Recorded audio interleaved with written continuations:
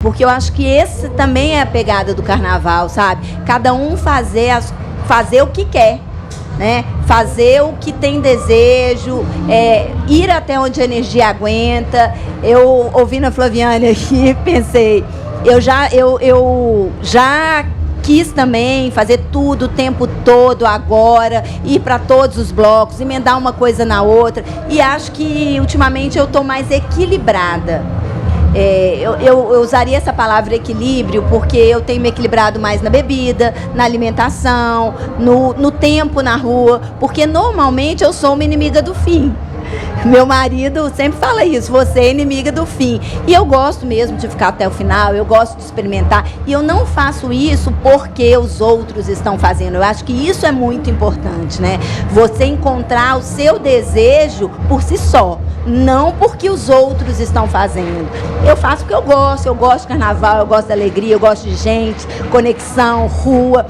E não porque os meus amigos estão em todos os blocos, eu vou para onde eu achar mais adequado, para o lugar que eu estiver me sentindo mais confortável. Eu acho que a gente precisa, né, Raquel, sim, pensar nisso. Não é uma comparação com o outro, mas é um desejo de si mesmo. Porque se você estiver fazendo, não para ser feliz a todo custo, aquilo estiver de fato te fazendo feliz, aí já é uma outra história, né? O perigo é quando a gente começa a se comparar com os outros, principalmente se comparar ao que se vê nas redes sociais. Eu queria que você falasse um pouquinho disso, dessa comparação que acaba gerando nas pessoas até uma tristeza, uma depressão. Eu não tô lá, eu não faço nada, eu não vou, né? Como é que as pessoas precisam lidar com isso? Porque na rede social a gente vê recortes.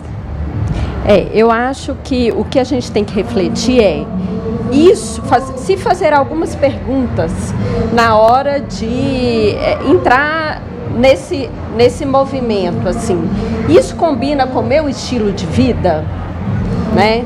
Isso é compatível com o que eu quero? Eu quero estar ali hoje, ou isso vai me gerar um custo emocional muito grande, né?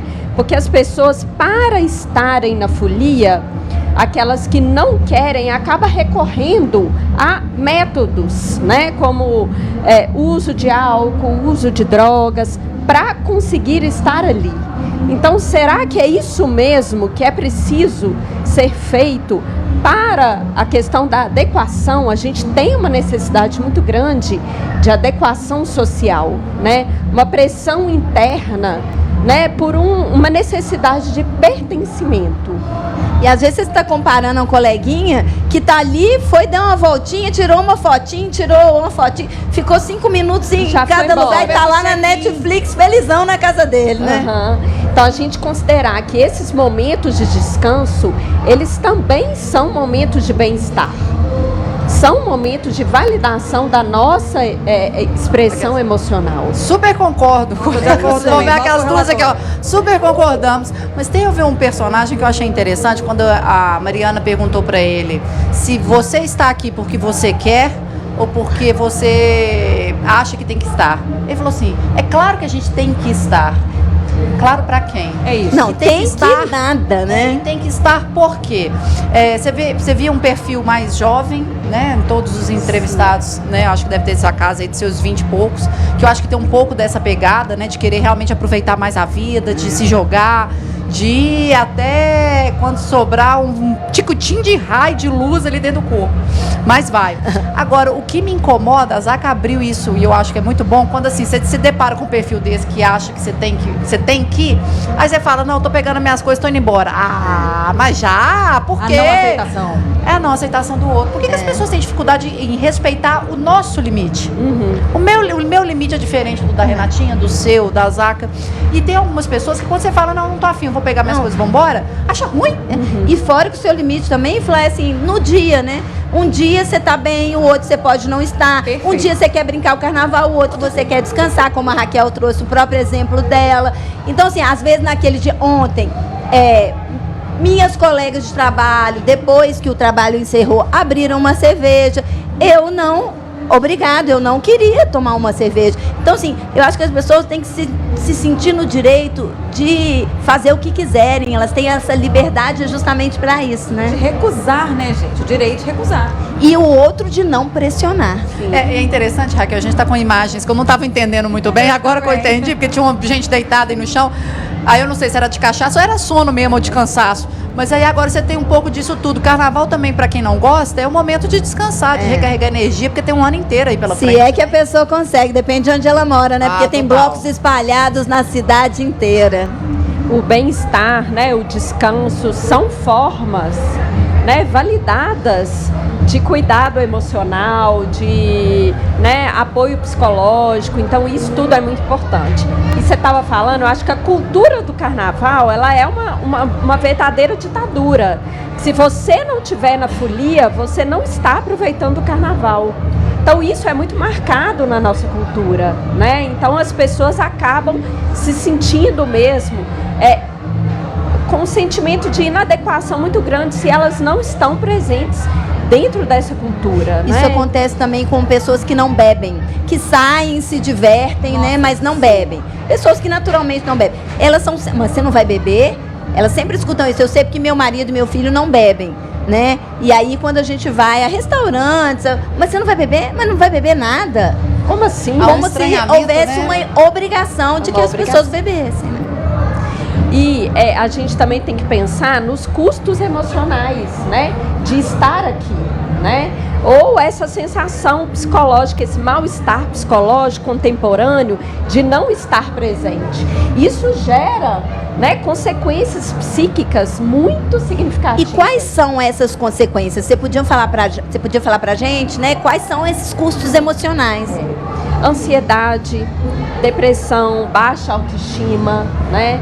E quando a gente vai investigar as características demográficas dessa população que tem medo de não estar presente, medo de perder alguma coisa, são jovens, adultos, né? Então essa é a característica dessa faixa etária de idade, né? Ansiedade, depressão, baixa autoestima, sentimento de inadequação. Então são os principais custos emocionais. Raquel, tem uma coisa que eu admiro muito no meu filho, ele vai fazer 19 anos. E desde sempre ele teve muita consciência do que ele quer ou não fazer, do que ele quer ou não participar. Então a turma dele tá toda na folia, ele tá sentadinho lá em Betim estudando nesse exato instante. Ele tirou esse momento para ele estudar. O que respalda, né? O que faz com que um adolescente cresça ou então tenha essa convicção, consiga dizer essa resposta para os amigos, tipo, não, galera, pode ir e tal, e que outros não? O que leva outros a não conseguirem falar isso para os amigos? O seu filho, ele tem uma capacidade autorregulatória das emoções, com certeza num nível adaptativo.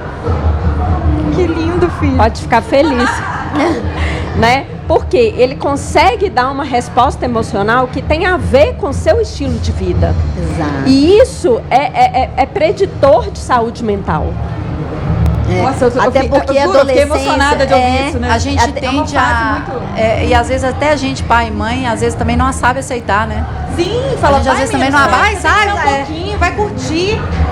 Eu também nunca precisei falar isso. Até já falei, mas meu filho é muito seguro também. Então ele sempre fez o que ele teve vontade. Ele nunca foi muito de ir pelo grupo, né? Ele sempre foi até com a gente, com os próprios pais, né? De manter o que ele acredita, assim, defender o que ele acredita, que eu acho que é muito importante. E aí eu queria tocar nesse assunto, né? Porque na adolescência, a adolescência é uma fase onde os jovens, né, entram ali naquela adoração pelos amigos, né? E aí eu estou falando desse início da adolescência, principalmente, a validação vem muito dos amigos, né? Essa validação emocional. É quando o pai e mãe, eles querem se separar dos pais, né, das mães. E essa fase é um ponto de atenção importante para os pais, né? Sim. E eu queria que você trouxesse isso para nós, por favor. Sim, há um descolamento, na adolescência, há um descolamento das figuras parentais. E esse descolamento, o indivíduo, ele vai para um movimento de grupo. Né? Na infância, ele é muito voltado para as suas figuras parentais e na adolescência ele faz esse movimento. né? Um movimento de preservar, de cultivar ali a sua própria identidade. É um movimento normal, natural, esperado. Então, os pais... Mas é quando ele vai muito com o grupo, né? Ele acaba fazendo muito... o que o grupo vai fazer muito por pertencimento, para pertencer, né? Sim, eles têm uma necessidade de pertencimento, porque o movimento do adolescente, ele é de grupo. E hoje a gente tem a questão do cancelamento, né? E o cancelamento, se eu não tiver ali naquele grupo, eu posso ser cancelado. Então é uma preocupação do adolescente. Mas se ele tiver tido na sua infância condições de ter trabalhado ali as suas habilidades socioemocionais, ele vai ter respostas adaptativas. Há momentos que ele não se sente pertencente àquele grupo. Ele não vai sofrer, ele não vai transformar aquilo num problema psicológico, num mal-estar. Viu, Flaviane? Eu sei que já tá aí, ó, na infância. Antônio tá pequenininho. Sabe uma coisa que eu acho que é interessante? Assim, a gente está dando exemplos de pessoas que já têm opinião, mas nessa fase até uns jovens adultos.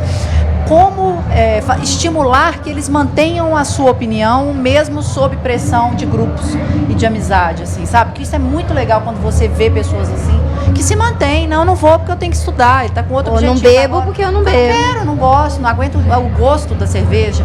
Então, como que a gente estimula as pessoas a não caírem naquela da pressão do grupo? Porque isso, assim, já dá uma vantagem de você ter um jovem adulto desse jeito, que assim, é impressionante, né? É muito significativo isso para a saúde mental desse jovem que vai conseguir sustentar esse não, se posicionar frente ao grupo, né?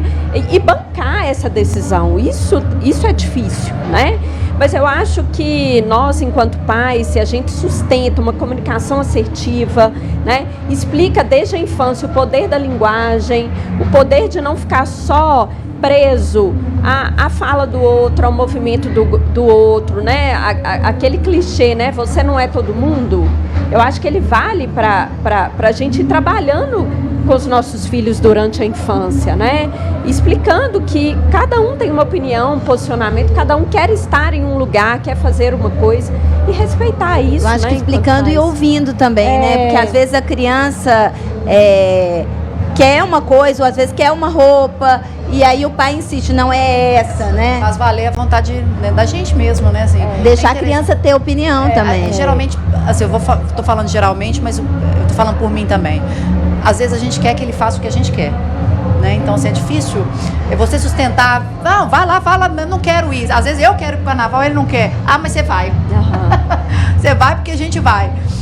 Então é importante você desde cedo fazer com que ele tenha um ambiente seguro para ele poder falar o que ele pensa, manifestar, porque senão... É um equilíbrio, né? E às vezes no próprio movimento mesmo da escola, tá todo mundo indo, né? A gente, enquanto pais, a gente acaba pressionando eles internamente para eles estarem em um lugar, estarem em um grupo, e às vezes ali não é o momento, não é a hora, eles não querem, então tem que respeitar mesmo, ouvir. Gente, quem que vocês... Eu vou fazer uma pergunta para todas. Ai.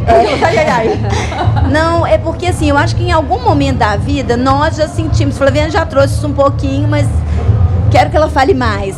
Todas nós já sentimos algum momento de fomo aí, né? De ansiedade. Eu já senti num carnaval adulta, vendo ali nas minhas redes sociais aquele carnaval que eu contei pra vocês, que eu tava meio chateada, não querendo sair, e que aí a Havaianas Usadas passou embaixo da avenida, e quando eu me animei numa segunda-feira, o meu carnaval começou. E antes disso, eu estava vendo no meu feed as pessoas, todos os meus amigos na rua, todo mundo fazendo alguma coisa. Aquilo foi me dando uma ansiedade, eu fiquei tão chateada. Falei, gente, como assim? Eu não estou fazendo nada, sabe? Eu falei, gente, que eu estou perdendo tempo. Então, assim, eu vivi isso no momento adulta, já madura, né? Então, eu acho que esses momentos, às vezes, a gente se engana ali, corre o risco de cair nessa cilada, que eu considero uma grande cilada. Queria saber se vocês todas já viveram algum momento semelhante. Posso, aquelas? Pode. Sabe o que me deixa triste? Aí, gente, ó, eu vou falar mas vou falar. se eu ficar em casa e ficar assistindo desfile de escola de samba. Ah, desculpa, detesto. Ah, não, isso me dá uma bate uma bad. Não, dá bad aflição? vibes. Tipo aquela bad domingo. Nossa senhora. Te dá Não, aflição? Não dou conta. Eu Aí é adoro pedir pra desfile. enterrar. Não dou conta, não. Aí, assim, eu não sou uma figura muito de redes.